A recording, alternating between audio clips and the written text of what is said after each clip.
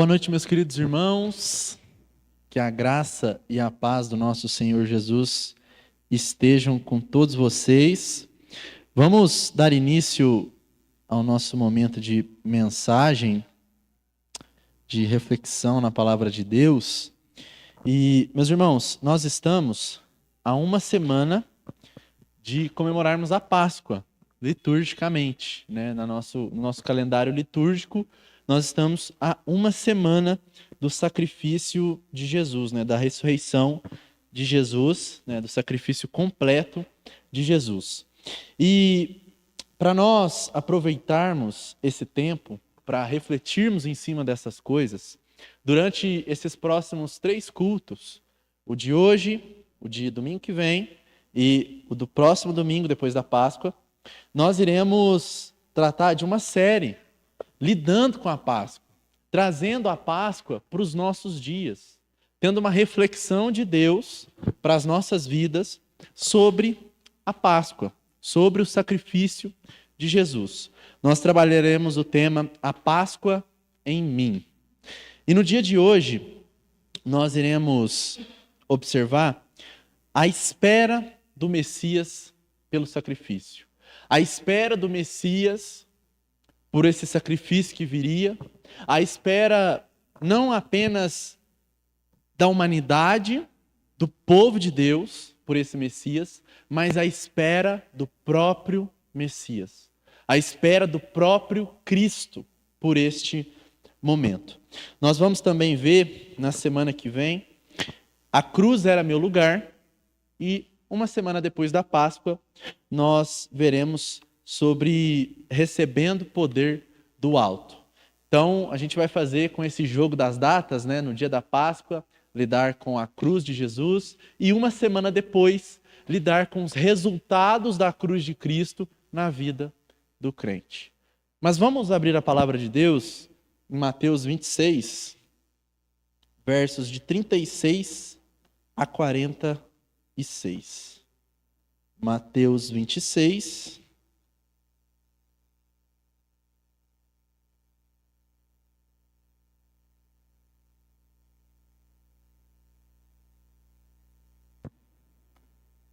Mateus 26, versículo 36 a 46.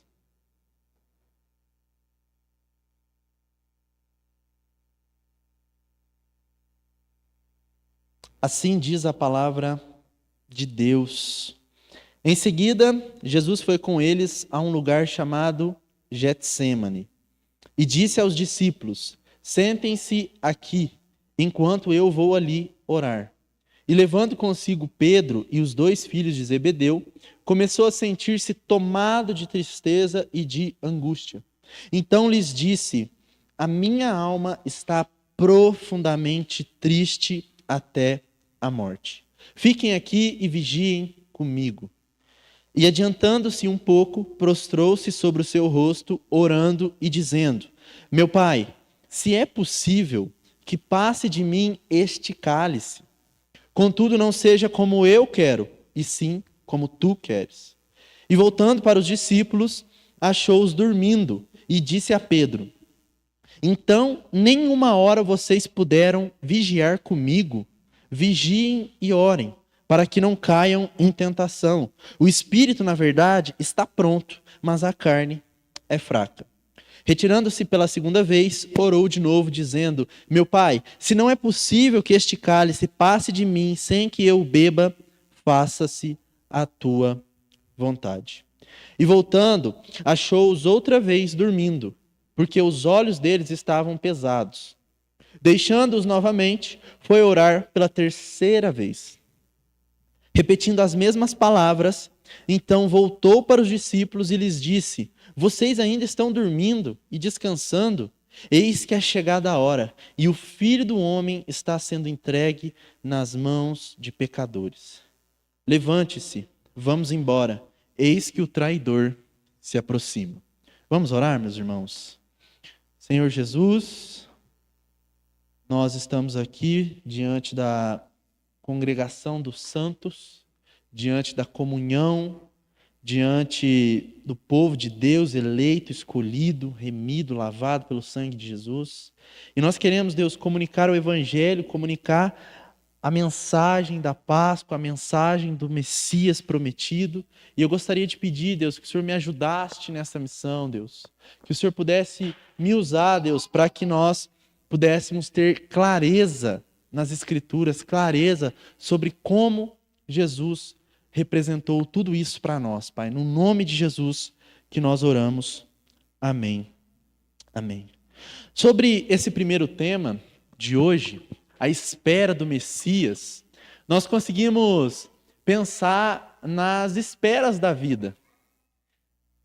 Se a gente for olhar para esperar, é uma coisa que às vezes irrita as pessoas, né? Uma coisa que não é muito legal.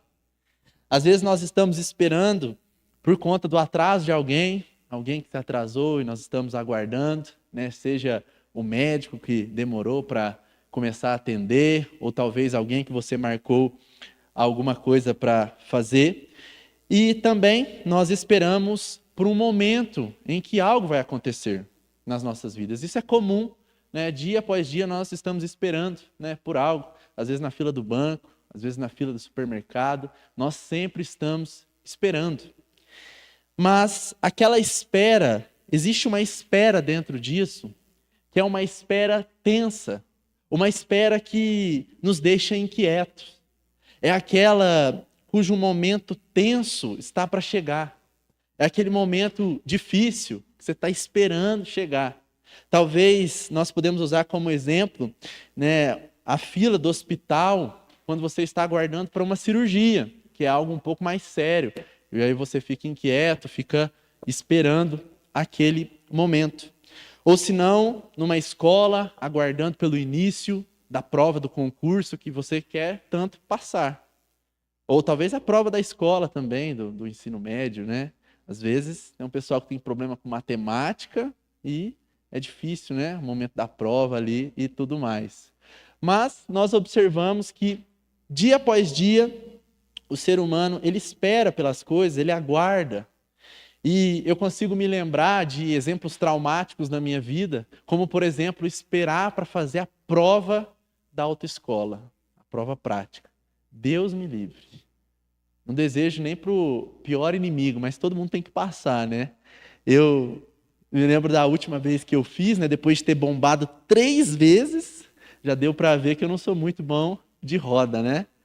Mas era aquela tensão, aquela coisa ruim, querendo que passa logo, meu Deus, acaba isso, quero passar, quero terminar isso logo. E a gente fica com aquilo inquieto no nosso coração, esperando, aguardando, aquela coisa que não é muito legal.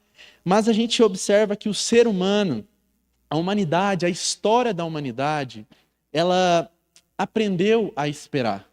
E ela foi condicionada por Deus a esperar desde o Éden. Se a gente for observar os nossos pais, Adão e Eva, eles pecaram e eles foram separados imediatamente de Deus. E junto com todos os juízos, ainda assim, Deus dá uma promessa para que eles pudessem esperar. Em Gênesis 3,15, a gente lê que da descendência da mulher virá aquele que esmagará a cabeça da serpente. Ou seja, diante de tanto juízo, diante de tanta situação, consequência daquele pecado, e tudo, meus irmãos, tudo que nós temos hoje de ruim é consequência do pecado inicial. Mas, diante disso, Deus ainda dá uma promessa para o ser humano, para a humanidade, esperar. E essa promessa é a primeira grande espera da humanidade. Alguém que restauraria o que foi perdido. Alguém que restauraria a comunhão santa com Deus. Comunhão essa que nós perdemos. Por isso nós precisamos de Cristo, por isso nós precisamos da religião. Porque nós precisamos religar com o Senhor novamente, porque nós perdemos a comunhão com Ele. Mas então, a cada geração foi se passando, novos filhos de Deus, povo de Deus, mas havia uma espera. ainda assim, aquela promessa, o ser humano estava esperando. E nós observamos em toda a história aquela expectativa da espera. Nós temos Abel, que oferece um sacrifício com fé, mas morre. Nós temos Noé, que vê a terra ser destruída e salva apenas uma família. Nós temos Abraão, que espera por um filho, mas mais do que isso, ele espera por uma promessa maior. O povo no Egito clama por libertação, no deserto eles esperam a terra prometida, no exílio eles esperam voltar para Jerusalém. Nos Salmos, Davi escreve: guardo o Senhor com esperança e confio na sua palavra. Ou seja, o Antigo Testamento, ele tem uma tensão de espera, de aguardo no Senhor, de calma. Nós precisamos esperar algo que o Senhor irá fazer por nós. E toda a história bíblica, ela é atravessada por essa tensão. O povo de Deus esperando, aguardando a promessa do Messias que viria. A promessa daquele que esmagaria a cabeça da serpente. Então, esperar não é algo dos dias de hoje. Essa impaciência com a espera não é algo dos dias de hoje. Nós temos inúmeros exemplos no Antigo Testamento. Moisés subiu ao monte para falar com Deus, ficou alguns dias fora. Quando ele voltou, o pessoal já tinha abandonado a Deus, estava adorando um bezerro de ouro, o povo impaciente, não sabia esperar. Mas essa espera da humanidade, ela tem um fim. A espera pelo Messias, ela tem um fim. A gente viu o começo em Gênesis 3,15, mas ela tem um fim. E este fim, ele é relatado até mesmo pelo próprio Antigo Testamento, inúmeras vezes, como em Isaías 7,14. Portanto, o Senhor mesmo lhes dará um sinal. Eis que a virgem conceberá e dará à luz um filho, e lhe chamará Emanuel. Nós temos também outros profetas. Nós temos pessoas que não foram da mesma época. Eles não se inspiraram em textos antigos. Foram pessoas que, ao longo do tempo, profetas, inspirados por Deus, que escreveram a profecia desse Messias. Nós temos Miqueias 5,2, que vai dizer: mas tu, Belém, Efrata, embora pequena entre os clãs de Judá, de ti sairá aquele que há de reinar em Israel, cujas origens são desde os tempos antigos, desde os dias da eternidade. Ou seja, o povo aguardava, o povo esperava a vinda desse Messias e tudo culminava para que isso acontecesse. Os profetas, eles diziam sobre isso. O povo esperava e aguardava sobre isso. E essas profecias para o povo judeu se tornou o alimento da alma. Eles sempre se lembravam dessas profecias, eles sempre tinham elas como a esperança da vida deles. Porque se a gente for olhar o povo judeu, eles eram muito sofridos, né? Direto eles estavam ali numa situação ruim, quando não era escravizados pelo Egito, era pela Babilônia, quando não era longe de Deus alguma coisa, era outra, quando era reinados ruins, era idolatria. Então, direto, o povo aguardava, esperava no Senhor. Eles esperavam a vinda desse Messias maravilhoso. E essa foi a pergunta dos judeus ao longo da história. Até quando, Senhor? Eles esperavam isso. Até quando nós iremos esperar esse Messias?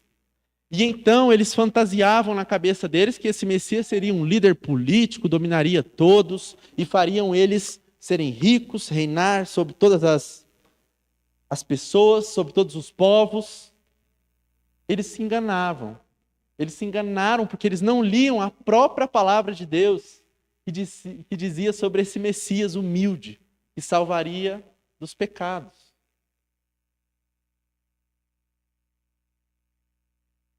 Mas nós chegamos a um tempo em que Deus trouxe essa promessa.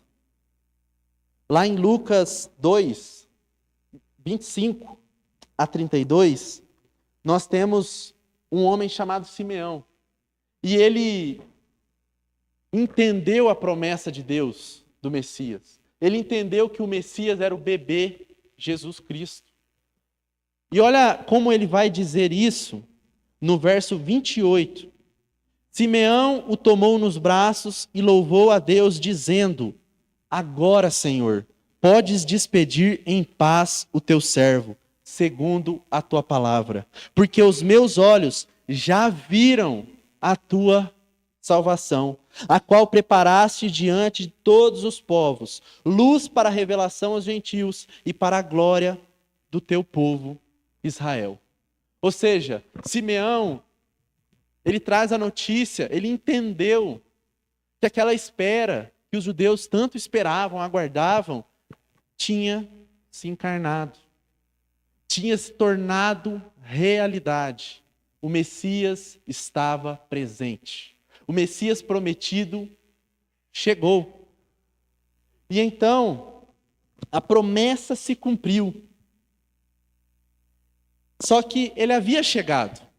Jesus chegou, mas ele ainda não havia morrido. Ele estava em Jerusalém, mas ainda não havia cumprido todas as profecias. E a humanidade toda aguardava esse momento. Toda a humanidade, toda, desde o princípio, aguardava o momento em que o Messias viria e morreria em favor dos pecados, dos pecadores, em favor dos nossos pecados. E hoje nós vimos sobre o Domingo de Ramos, no momento da liturgia. É um momento onde Cristo entra em Jerusalém, sendo aclamado pelo povo. E esta semana em que antecede a morte de Cristo, é uma semana tensa para Jesus. Se a gente for olhar o calendário litúrgico, a gente observa o como é essa semana para Jesus na época. Foi uma semana corrida. Foi uma semana onde ele tinha que lidar com muitas coisas. Desde ensinar os discípulos, ensinar o povo, ainda assim, suportar a tensão de estar caminhando para a morte.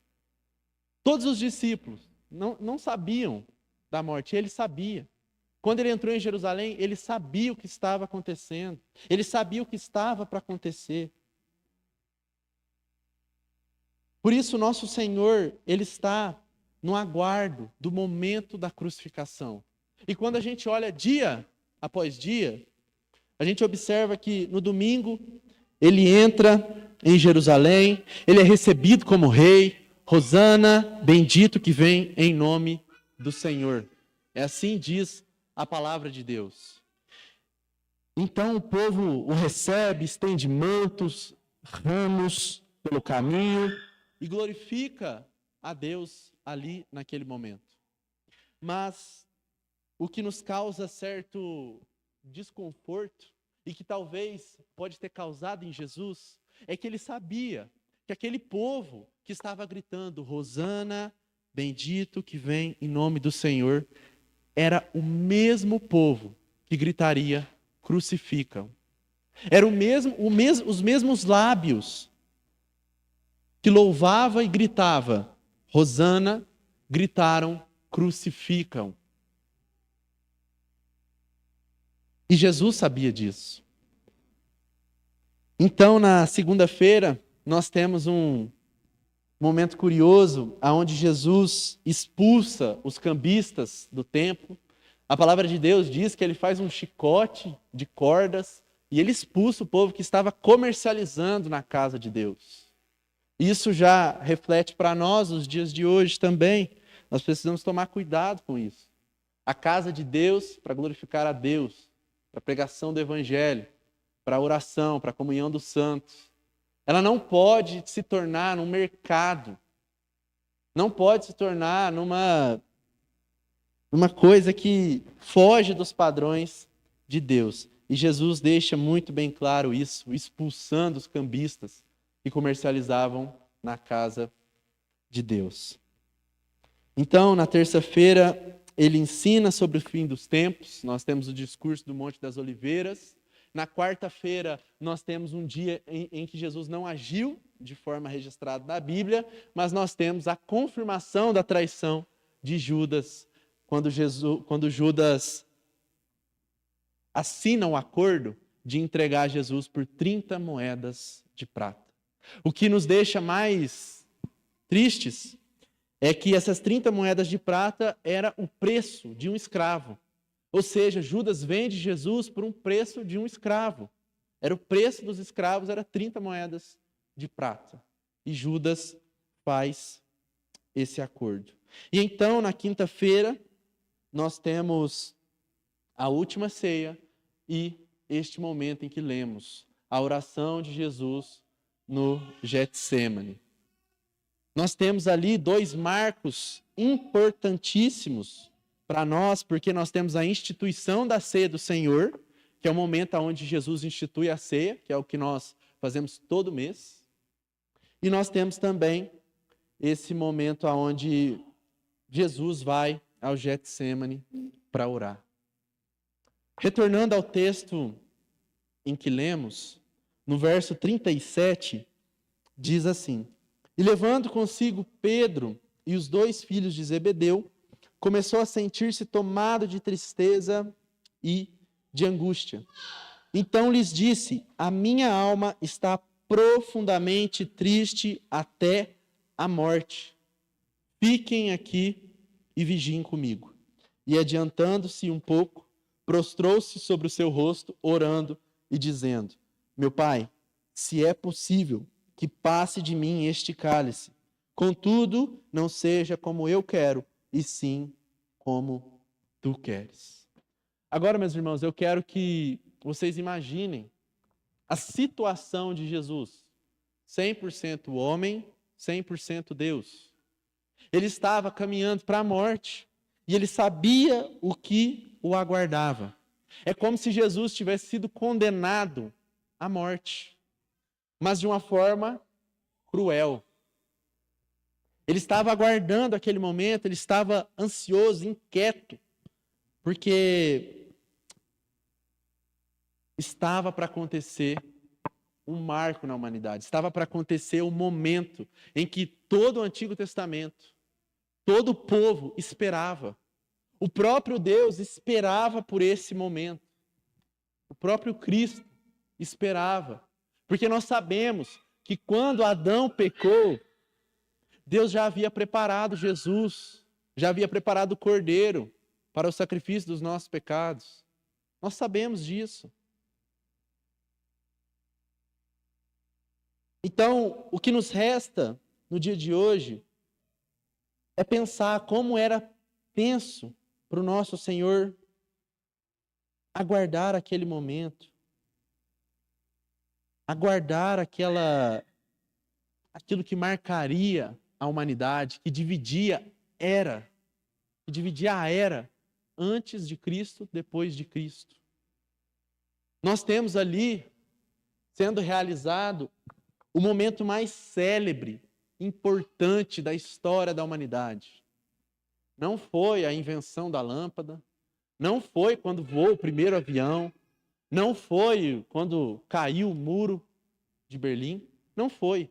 O momento mais célebre, importante da história da humanidade. Um momento que fincou na história.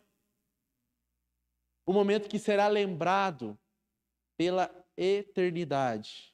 Principalmente por vocês, que foram salvos por este momento. É esse momento onde Jesus foi crucificado. E pense bem como que estava tenso toda a existência cósmica, porque estava para acontecer algo que mudaria a vida das pessoas, que marcaria gerações, que transformaria pecadores em filhos de Deus, remidos e lavados por aquele sangue na cruz. E então nós temos esse momento tenso, aonde Jesus entrega ao Pai o sacrifício. E por que que nós podemos entender que Jesus entregou o sacrifício naquele momento? Ele ainda passou por julgamentos, passou por açoites, passou pela própria cruz, mas ele estava entregando porque a partir dessa oração, ele não se opõe mais às acusações. Quando a gente vai ler todo o evangelho e a gente olha o momento do julgamento, diante Pilatos, diante Herodes, diante de vários outros, diante dos fariseus, ele não se opõe, ele não tenta explicar, ele não tenta se defender, porque ele havia aceitado a vontade do Pai. Ele havia entregado para Deus o sacrifício e ele passaria por aquele sacrifício. E então nós nos voltamos para o verso 40. E meus irmãos, nós, eu, você, nós estamos no verso 40. É aqui que nós nos encontramos. Acompanhe comigo. E voltando para os discípulos, achou-os dormindo e disse a Pedro: então nem uma hora vocês puderam vigiar comigo? Jesus havia levado os Boanerges, Pedro, Tiago e João. Ele havia levado para orar, para vigiar com ele, mas a verdade é que eles dormiram. Eles não vigiaram, eles não oraram. O mestre, o Senhor deles estava sofrendo a ponto de chorar, de suar sangue. E a medicina, quando vai explicar isso, é uma coisa inacreditável, né? A pessoa está a ponto de morrer. A verdade é que eles não foram capazes de esperar, de orar, de interceder por aquele momento, por eles mesmos, porque o Senhor deles seria entregue, e eles teriam que aguentar, né? E sustentar aquilo que eles criam. E não é à toa que todos os abandonaram.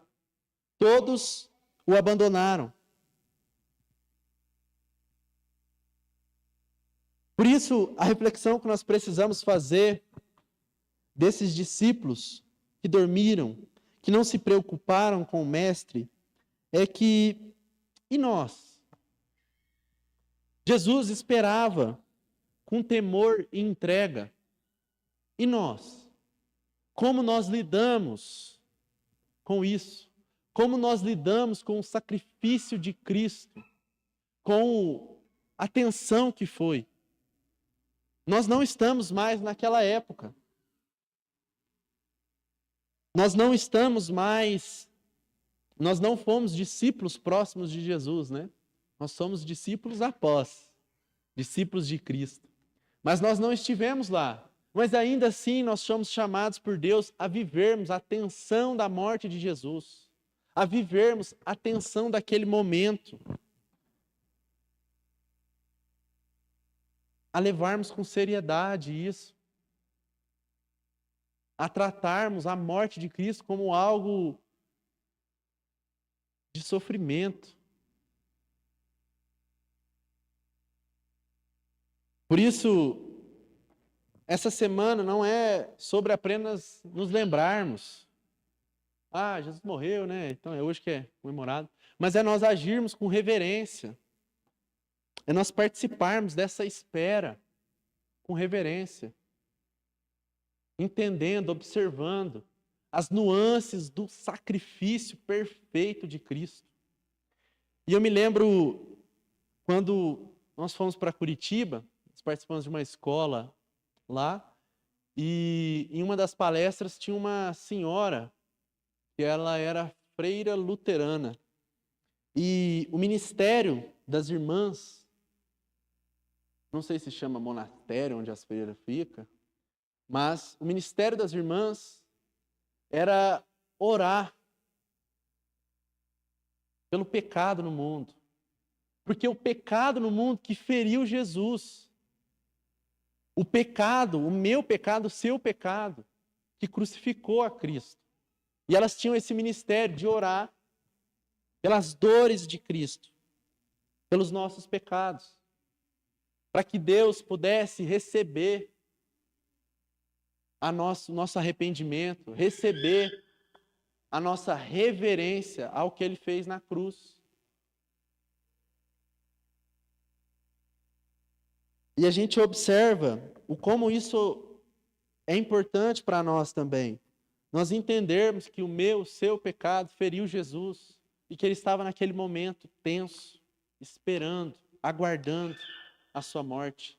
E uma morte dolorosa, uma morte de cruz.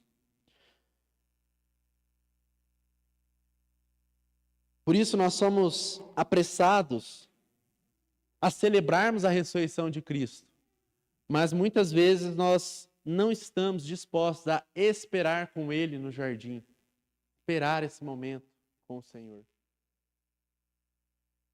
Por isso, se o Messias esperou com angústia a hora da cruz, por que nós, cristãos, que somos dependentes desse momento, porque é esse momento que transformou a gente em filho de Deus, nós tratamos com pressa, com indiferença, nós não nos importamos, nós não ligamos, nós não conhecemos.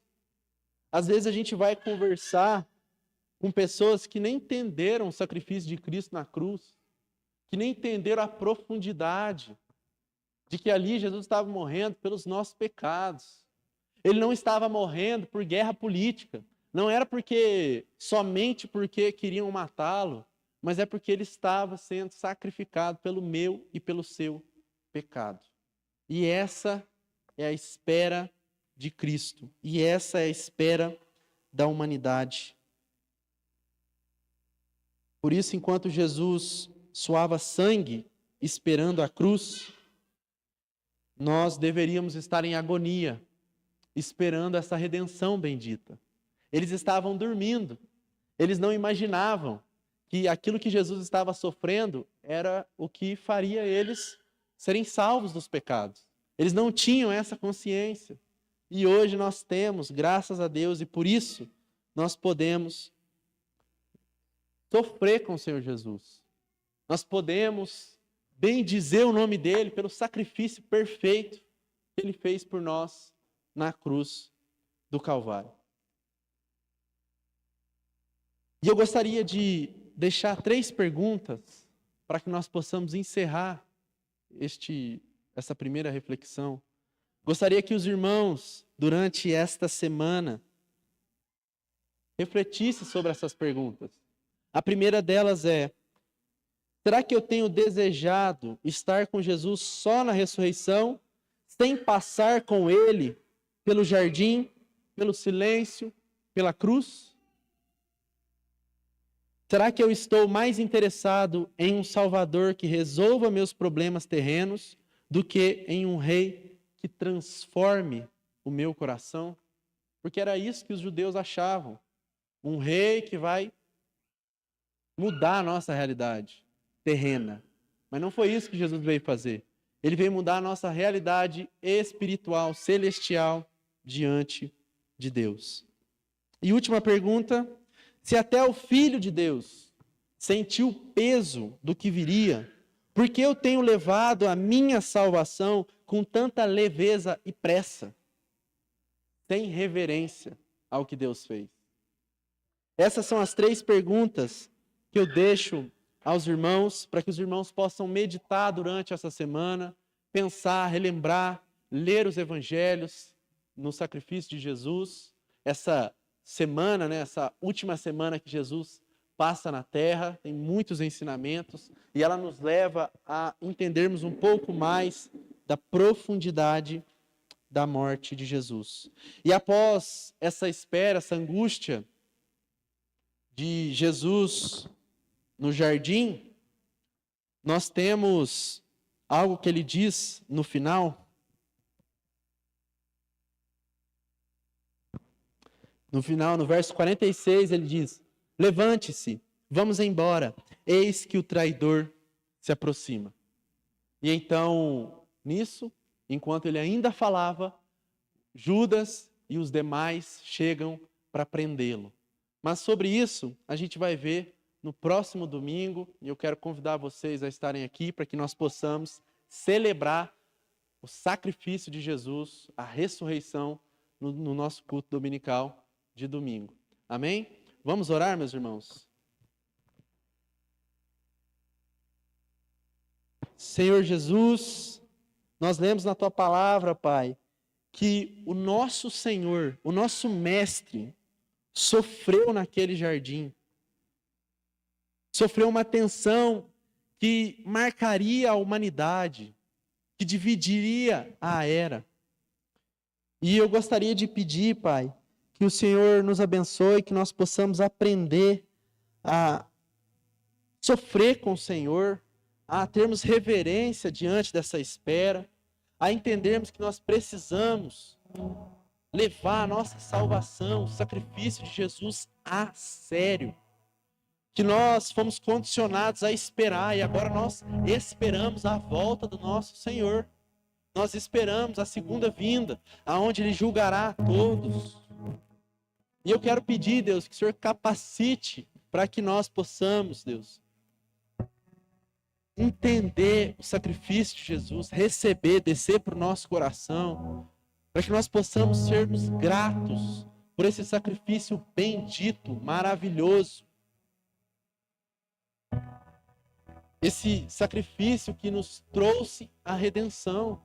É o sacrifício que nos fará estarmos diante de Deus limpos, lavados, remidos. Por isso, Senhor, nós queremos, Deus, pedir que o Senhor cuide do nosso coração e que nós possamos representar o nosso Senhor Jesus, que nós possamos sofrer, que nós possamos entendermos como o nosso pecado machucou o nosso Senhor, como o nosso pecado